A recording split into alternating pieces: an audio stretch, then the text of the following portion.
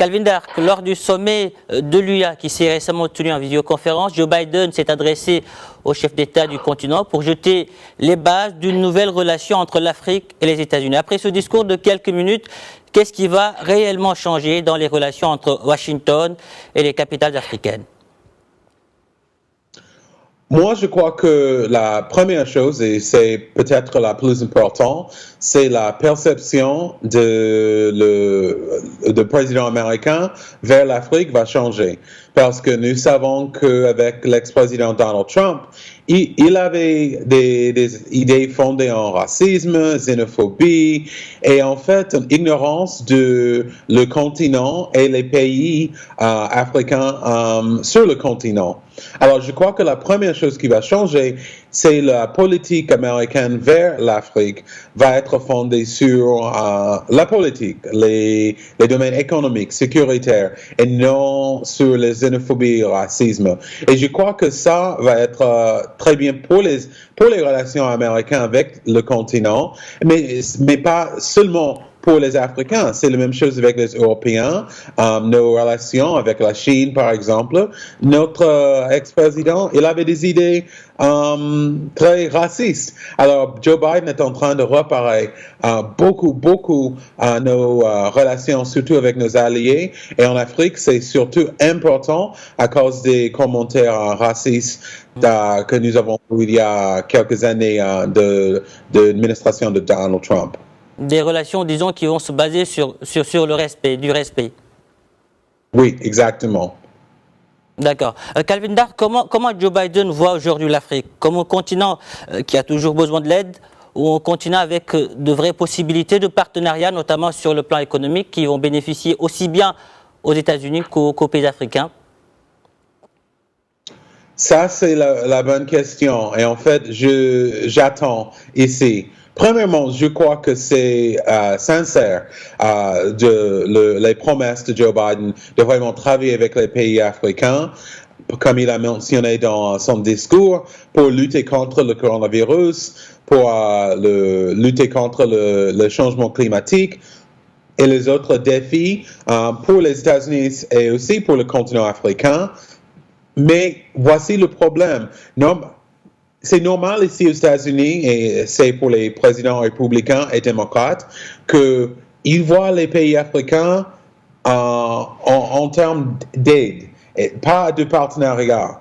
Et ce que je crois qu'il n'y a pas vraiment dans son discours et de sa politique maintenant, c'est au-delà de ces défis, au-delà du coronavirus et le changement climatique, est-ce qu'il y a vraiment un plan pour, par exemple, coopération économique pour bénéficier les États-Unis et les pays africains?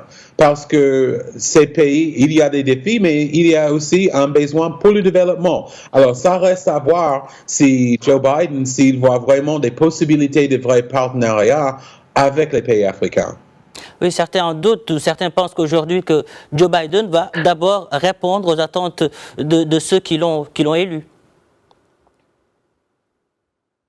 Je crois qu'il y a, par exemple, avec ces COVAX, et quand il a, par exemple, il a réentré dans la coopération avec les autres pays pour le coronavirus, par exemple, et il y a mentionné quelques autres pas pour démontrer qu'il voit les domaines de coopération avec l'Afrique. Il a dit aussi qu'il va participer en personne pour la prochaine conférence de l'Union africaine.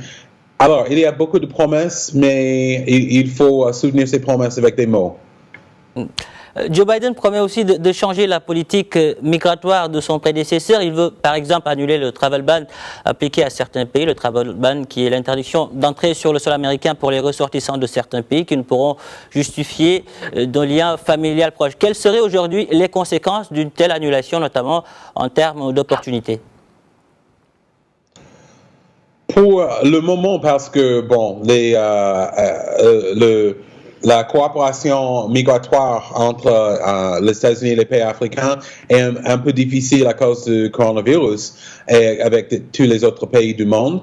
Mais je crois que juste cette ce changement, ça va changer la perception non seulement pour les Africains, mais pour les Américains. Parce que le travel ban, comme vous avez dit, c'était fondé en racisme, c'était fondé en xénophobie, c'était ciblé des pays africains sans vraiment un raisonnement bien fondé. Alors, je crois que ça va changer la perception des Américains vers le continent africain, mais aussi, il va changer des vies, parce qu'il y a des Africains qui, après le coronavirus, qui vont venir aux États-Unis, qui vont travailler, qui vont participer à nos programmes et institutions et peut-être devenir un citoyen.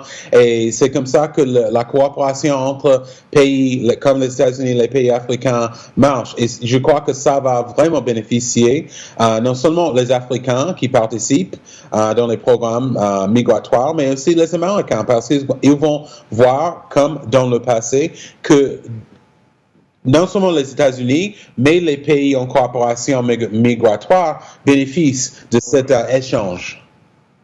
La question sécuritaire également, c'est important de l'aborder. Aujourd'hui, le Pentagone avait prévu de retirer de retirer son aide logistique sous Biden. Est-ce que ce retrait sera-t-il confirmé, ou pensez-vous que l'aide, en plus d'être maintenue, va être renforcée? Je crois et j'espère maintenu, parce que ce que Biden, quand il a choisi par exemple son cabinet, ses conseillers, il a choisi presque les mêmes experts de Obama, les experts qu'il connaît de son mandat comme vice-président. Ça, c'est bon parce qu'ils comprennent exactement les défis, les enjeux sécuritaires, surtout au Sahel, qui touchent les intérêts au Maroc, mais aussi les intérêts des autres pays africains, Europe et les États-Unis.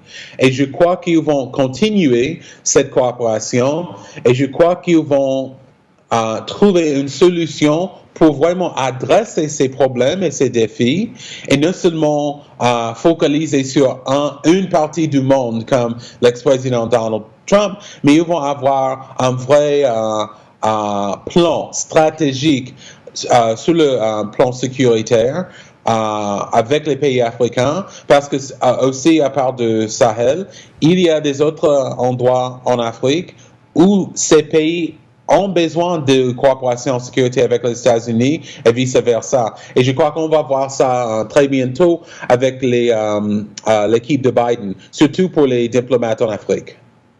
Calvin Dark, merci d'avoir répondu à notre question. Je rappelle que vous êtes analyste politique, vous étiez en direct depuis Washington. Merci.